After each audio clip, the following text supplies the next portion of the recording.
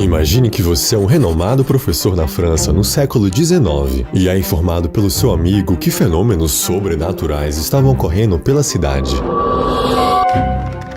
Mesas girantes que não só levitavam, mas também se comunicavam com os humanos. O que você faria se ouvisse essa história? Acreditaria ou acharia que não passava de uma grande farsa? Bom, aquele homem até então católico e profundamente racional foi investigar aquilo tudo. E depois disso, o mundo nunca mais foi o mesmo.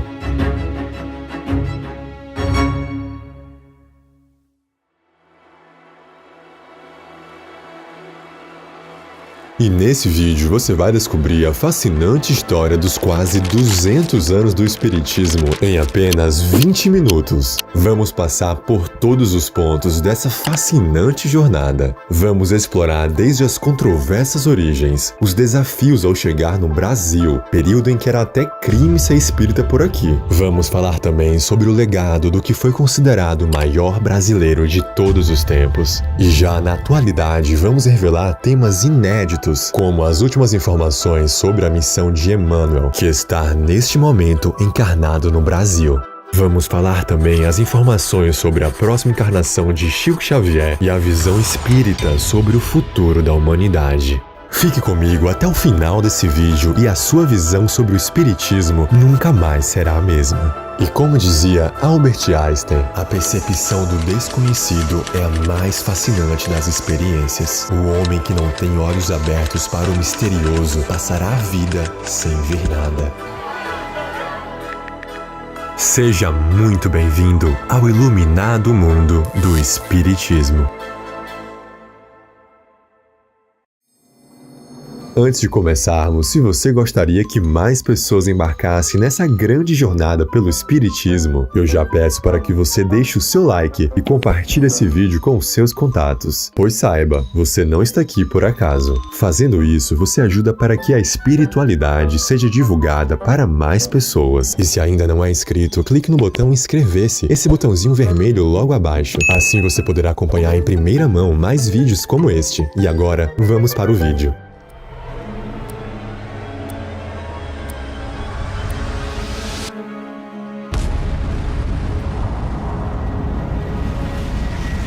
Explorar a história do Espiritismo é reviver a trajetória da humanidade, pois os fenômenos espirituais fazem parte da nossa essência, de quem realmente somos. Contudo, o surgimento da visão espírita aqui na Terra abriu portas para uma compreensão mais profunda do que antes eram grandes perguntas sem respostas. E a história dessa doutrina que iluminou o mundo teve o seu começo um pouco antes do que você imagina. O movimento que teve sua explosão na Europa teve o seu começo em um pequeno vilarejo na América. Era uma noite sombria, de 31 de março de 1848, e uma família de camponeses, conhecidos como a família Fox, estavam se preparando para dormir, quando um evento sobrenatural perturbava mais uma vez os seus sonos. Visto que a família já há algum tempo não dormia com os barulhos, uma das 3 irmãs Fox, chamada de Kate, resolveu chutar o pau da barraca e desafiou a força invisível.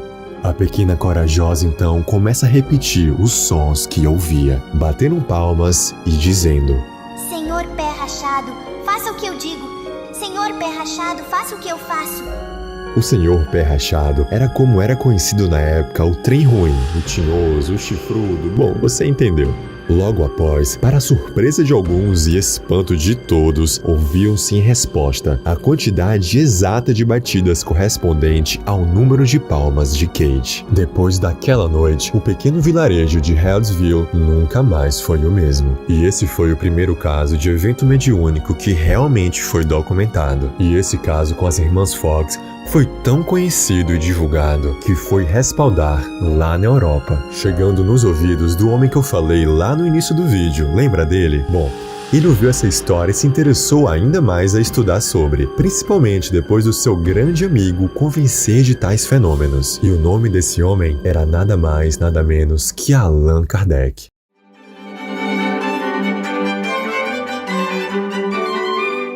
Se o espiritismo iluminou o mundo, Hippolyte Léon Denis Arrival, ou Allan Kardec, foi o seu Thomas Edison. Reverenciado como fundador do espiritismo, originalmente trilhou um caminho de ceticismo. Porém, mesmo sendo criado na fé católica, ele sempre mantinha uma abordagem questionadora sobre o mundo espiritual. E foi uma histórica conversa com seu amigo Fortier que a história do mundo mudaria para sempre. Eu tenho quase certeza, meu caro professor Rivail, de que estamos diante de uma coisa bem mais extraordinária. Não só se faz girar uma mesa magnetizando-a, mas também podemos fazê-la falar. Interroga-se e ela responde. Mas, Fortier, isso é uma outra questão.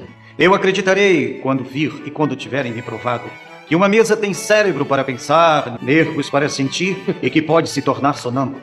Até lá, meu caro amigo, permita-me que eu não veja nisso senão uma fábula para provocar o sono. Meu caro professor, eu aceito a sua ponderação, mas me surpreende o seu ceticismo. Fortier, cada coisa no seu tempo. Certamente, meu caro professor. Certamente. Allan Kardec era um homem que buscava por evidências, ansiando provas tangíveis. No entanto, no ano seguinte da conversa, em 1855, ele finalmente aceitou o convite para participar das reuniões, ditas como sobrenaturais. Ao entrar na sala de reunião do grupo, testemunhou o inacreditável, mesas girando de maneiras inexplicáveis. Sendo um amante da ciência, sua mente começou a fervilhar de perguntas. E no auge da sua curiosidade, uma revelação veio. Não eram as mesas que se moviam por conta própria, e sim as almas daqueles que já viveram na Terra, conduzindo aquele espetáculo. A partir daquele evento revelador, Allan Kardec mergulhou profundamente nos estudos sobre incorporação e mediunidade. Allan Kardec também embarcou em uma profunda jornada de investigação da psicografia. E depois de todos esses estudos, foi que se finalmente definiu como o marco inicial do espiritismo. Grave bem essa data, 18 de abril de 1857, que foi a data da publicação da primeira edição do O Livro dos Espíritos.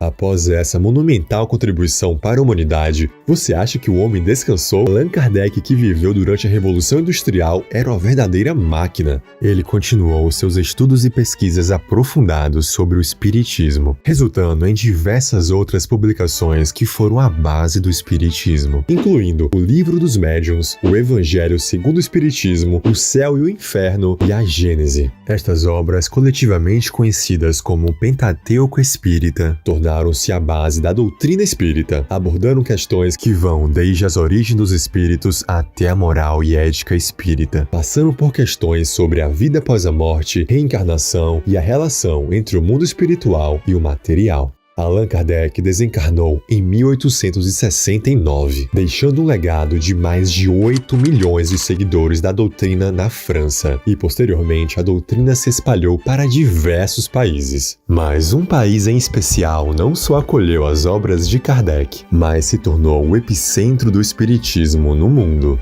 E que país é esse? Só podia ser o Brasil.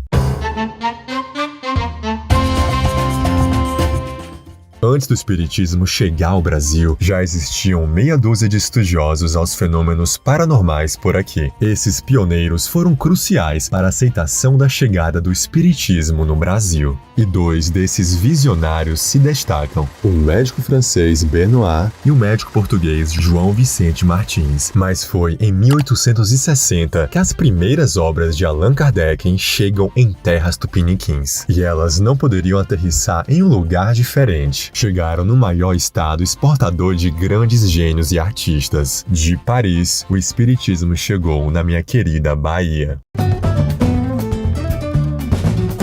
Foi na Bahia, inclusive, o primeiro registro de manifestação mediúnica no Brasil, no formato do espiritismo, no ano de 1845, no distrito chamado Mata de São João. Já no ano de 1865, na cidade de Salvador, surgiu o Grupo Familiar do Espiritismo, fundado por Luiz Olímpio Teles de Menezes, que não apenas guiou a primeira sessão espírita do Brasil, mas também foi muito provavelmente a primeira pessoa a publicar um livro espírita no Brasil. Um livrinho bem pequeno chamado O Espiritismo, Introdução ao Estudo da Doutrina Espírita. Com o passar dos anos, a influência desse grupo em Salvador cresceu exponencialmente, culminando na criação da Associação Espírita Brasileira em 1873. Mas Salvador não era o único epicentro de mudanças espirituais no Brasil. Lá no Rio de Janeiro, foi fundado um dos mais significativos grupos de estudo do Brasil, a Sociedade de Estudos Espiríticos do Brasil, Grupo Confúcio. Essa sociedade teve um papel fundamental na tradução das obras de Kardec para o português. Além disso, uma figura-chave associada a esse grupo foi Joaquim Carlos Travassos. Ele introduziu o Livro dos Espíritos a um médico que viria a ser um dos maiores nomes do espiritismo no mundo. Seu nome, Bezerra de Menezes. Adolfo Bezerra de Menezes nasceu em 1831, no estado do Ceará, e posteriormente mudou-se para o Rio de Janeiro para estudar medicina. Lá ele se tornou conhecido como o médico dos pobres, devido ao seu trabalho altruísta, frequentemente prestando serviços médicos gratuitamente para aqueles que não podiam pagar. Após ser apresentado ao Livro dos Espíritos por Joaquim Carlos Travassos, Bezerra de Menezes teve um encontro profundo com o espiritismo, o que veio a transformar profundamente a sua vida. Bezerra não apenas adotou a doutrina espírita em sua vida pessoal, mas também se tornou uma figura central no movimento espírita brasileiro. E em 1886 assumiu a presidência da Federação Espírita Brasileira, cargo que ocupou em diferentes momentos até a sua morte em 1900. Durante a sua gestão, ele enfrentou enormes desafios, entre eles a divisão e os conflitos internos do movimento espírita. Para agravar a situação, de maneira quase inacreditável, o espiritismo era considerado crime no Código Penal de 1890, com penalidades que incluíam até 6 meses de prisão. Segundo o artigo 157, os espíritas poderiam ser multados em até R$500 mil. E o absurdo não para por aí. Muitos foram processados sobre a bizarra acusação de atentar contra a saúde pública. Com toda essa loucura digna de um filme, Bezerra de Menezes conseguiu transcender tudo isso e, com toda a sua diplomacia, conseguiu conciliar o movimento espírita no Brasil. E após o seu triste desencarne, o Brasil não ficou muito tempo sem grandes nomes do espiritismo, não. 10 anos depois, encarnava no Brasil, o que veio a ser considerado o maior brasileiro de todos os tempos e um dos maiores líderes espirituais do mundo. De alma nobre e coração gigante, começa o legado de Chico Cândido Xavier. Francisco Cândido Xavier, nascido em 1910 em Pedro Leopoldo, Minas Gerais, é sem dúvida a figura mais icônica do espiritismo brasileiro. Desde cedo, Chico começou a demonstrar habilidades mediúnicas, alegando ver e ouvir espíritos. No entanto, foi somente na adolescência que ele começou a entender e a aceitar a sua mediunidade. Chico Xavier é dotado de diversos dons mediúnicos. O mais célebre desses dons era a psicografia, através da qual ele recebia e transmitia mensagens espirituais por meio da escrita. Além disso, possuía a psicofonia, que lhe permitia falar em nome de espíritos desencarnados, canalizando suas vozes pelo próprio aparelho fonador. Também era agraciado com a clarividência, tendo visões nítidas do mundo espiritual. Outra habilidade era a psicometria. Ao tocar objetos, Chico conseguia acessar a sua história. Um exemplo fascinante disso era quando ele recebia cartas. Com um simples toque, sentia todos os sentimentos e pensamentos da pessoa que a escreveu. Por fim, uma de suas capacidades mais intrigantes era a de profecia. Durante sua vida, Chico fez várias previsões. A mais famosa delas é a chamada de data limite. Esse termo refere-se a uma profecia de que a humanidade teria até 2019 para alcançar um novo patamar de paz e harmonia, evitando assim grandes catástrofes. A ideia era de que, após 50 anos da chegada do homem à Lua, em 1969, a humanidade teria essa data limite para mostrar evolução moral e evitar a autodestruição. Ao longo da sua vida, Chico psicografou mais de 400 livros, recebendo mensagens de diversos espíritos, especialmente do espírito de Emmanuel, o seu inseparável mentor espiritual, que se apresentou quando Chico tinha apenas 21 anos de idade. Então você deve estar pronto para 3 regras básicas. Que regra? A primeira é a disciplina. E a segunda? Disciplina. E a terceira? Disciplina. As obras psicografadas por Chico Xavier abrangem uma diversidade impressionante. Muitas dessas obras romperam barreiras, tornando-se verdadeiros best-sellers, com vendas que ultrapassaram a impressionante marca de 50 milhões de exemplares. Esses textos foram cruciais para a popularização e aceitação do espiritismo no Brasil. E, acredite se quiser, o alcance da mediunidade de Chico foi tão impactante que até mesmo serviu como provas em processos criminais. Já na década de 1970, iniciou-se com 2 entrevistas históricas a Chico Xavier, vinculadas pela extinta TV Tupi, Canal 4 de São Paulo, no programa Pinga Fogo. A primeira noite de 28 de julho conseguiu a maior audiência da história da TV brasileira. E a segunda, já no dia 21 de dezembro de 71, também atingiu um grande sucesso em audiência. Chico desencarnou em 30 de junho de 2002, aos 92 anos por parada cardíaca. E o mais intrigante é que até a previsão da sua morte, ele acertou. Grande ser evoluído que era, ele havia dito aos amigos mais íntimos que queria partir em um dia feliz. Então, a data da sua morte foi justamente o dia em que o Brasil conquistava o seu pentacampeonato de futebol. Mas a sua missão na Terra não acabou. Segundo Geraldo Lemos, Chico irá voltar a reencarnar no século 22, na região de Jerusalém. Por que Jesus ia te desagradar, Chico?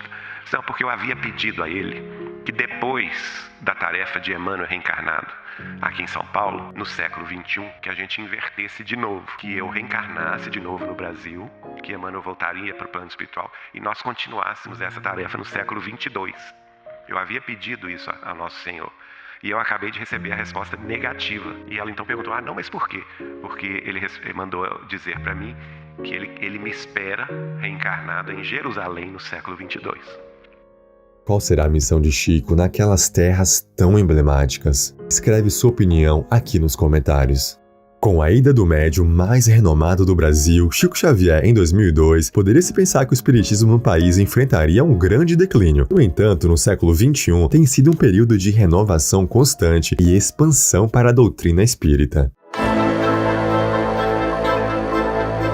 Após Chico, surgiram novas figuras que continuaram o trabalho de divulgação e ensino do espiritismo.